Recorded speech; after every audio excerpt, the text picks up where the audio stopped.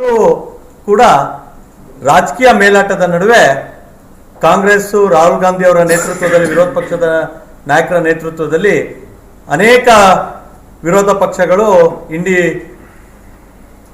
ಒಂದು ಕೂಟ ಇದೆ. ಅದರ ಪಕ್ಷಗಳು ಮಹಿಳಾ ಮೀಸಲಾತಿಗೆ ವಿಧೇಯಕವನ್ನು ಸೋಲಿಸೋದ್ರ ಮೂಲಕ ನಮ್ಮ ಭಾರತ ದೇಶದ ತಾಯಂದಿರು ಮಹಿಳೆಯರಿಗೆ ಒಂದು ಅಪಮಾನ ಮಾಡಿದ್ದಾರೆ ಅಂತ ಹೇಳಿ ಜನಸಾಮಾನ್ಯ ಮಹಿಳೆಯರು ಮಾತನಾಡುವಂಥ ಕೆಲಸವನ್ನು ಮಾಡ್ತಾ ಇದ್ದಾರೆ.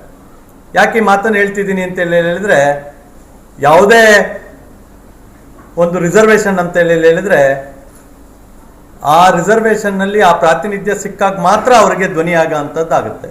ಇವತ್ತು ನಮಗೆ SC ST ರಿಸರ್ವೇಷನ್ ಇರ್ಬೋದು. ಆ ರಿಸರ್ವೇಷನ್ ಏನಕ್ಕೆ ಮಹತ್ವ ಪಡ್ಕೊಂಡಿದೆ ಅಂತ ಹೇಳಿದ್ರೆ, ಅದರ ಪ್ರತಿನಿಧಿಯಾಗಿ ಆ ಸಮಾಜದ ಸಮಸ್ಯೆಯನ್ನು ಅರ್ತು ಕಾನೂನಲ್ಲಿ ಯಾವುದಾದ್ರೂ ಸಮಸ್ಯೆ ಇದ್ರೆ ಅದಕ್ಕೆ ತೊಡಕಿದ್ರೆ ಅದನ್ನು ನಿವಾರಣೆ ಮಾಡೋದಕ್ಕೆ ಸಂಸತ್ನಲ್ಲಾಗ್ಬೋದು ಅಥವಾ ನಮ್ಮ ವಿಧಾನಸಭೆಯಲ್ಲಿ ಆ ಶಕ್ತಿ ತುಂಬೋದಕ್ಕೋಸ್ಕರ ನಾವು ರಿಸರ್ವೇಷನ್ ಮಾಡಿದ್ದೀವಿ.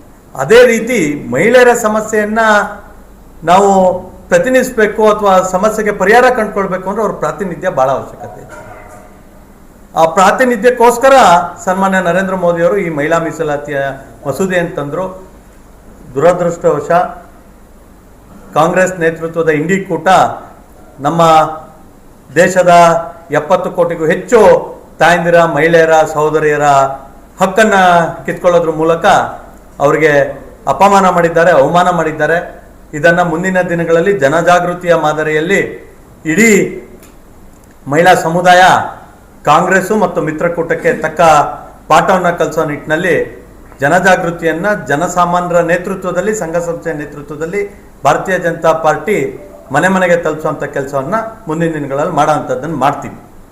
ಇದಕ್ಕೆ ಅನೇಕ ವಿಚಾರಗಳನ್ನ ಹೇಳಿದರು ಸಹೋದರಿಯರು ಮಾತಾಡಬೇಕಾದ್ರೆ. ದ್ರೌಪದಿ ಮುರ್ಮು ಅಂತ ದಿಟ್ಟ ಹೆಣ್ಮಗಳನ್ನು ರಾಷ್ಟ್ರಪತಿಯಾಗಿ ಮಾಡಿರೋಂಥ ಶ್ರೇಯಸ್ಸು ಭಾರತೀಯ ಜನತಾ ಪಾರ್ಟಿಗಿದೆ. ಬದ್ಧತೆ ವಿಚಾರದಲ್ಲಿ ಬಂದು 4 ಜನ ಮುಖ್ಯಮಂತ್ರಿಗಳನ್ನು ಕೂಡ ಭಾರತೀಯ ಜನತಾ ಪಾರ್ಟಿ ತನ್ನ ಅಲ್ಪಾವಧಿಯ ಒಂದು ಚುನಾವಣಾ ರಾಜಕಾರಣದಲ್ಲಿ ಅಧಿಕಾರ ಸಿಕ್ಕಂಥ ಸಂದರ್ಭದಲ್ಲಿ ಮಾಡೋಂಥ ಕೆಲಸವನ್ನು ಮಾಡಿದ್ದೀವಿ. ದೇಶದ ಮೊದಲನೇ ರಕ್ಷಣಾ ಮಂತ್ರಿಯಾಗಿ ನಿರ್ಮಲಾ ಸೀತಾರಾಮನ್ ಅವರಿಗೆ ಭಾರತೀಯ ಜನತಾ ಪಾರ್ಟಿ ಅವಕಾಶ ಕೊಟ್ಟಿತ್ತು. 7ಕ್ಕೂ ಹೆಚ್ಚು ಬಜೆಟ್ಗಳನ್ನು ವಿತ್ತ ಸಚಿವರಾಗಿ ನಿರ್ಮಲಾ ಸೀತಾರಾಮನ್ ಅವರು ಮನ್ನಣೆಯನ್ನು ಮಾಡುತ್ತಿದ್ದಾರೆ.